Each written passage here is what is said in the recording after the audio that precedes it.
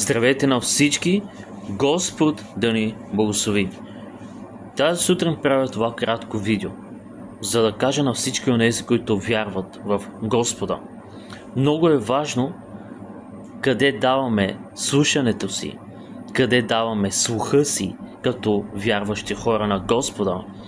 Защото всичко това, което влиза през ушите ни, може да произведе семена в душите ни.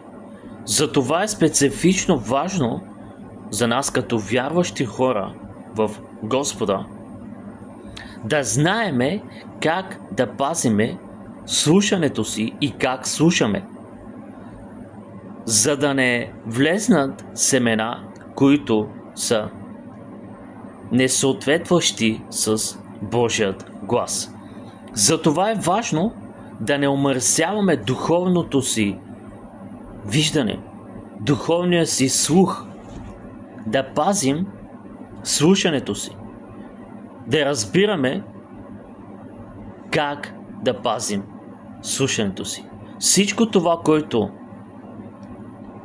слушаме през света, може да замърсява слушането ни, може да замърсява слуха ни, като вярващи хора на Господа.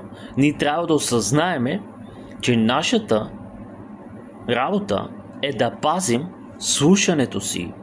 Какво слушаме, какво влиза през ушите ни, защото всичко това произвежда семена в душата. Всичко това произвежда семе в душата.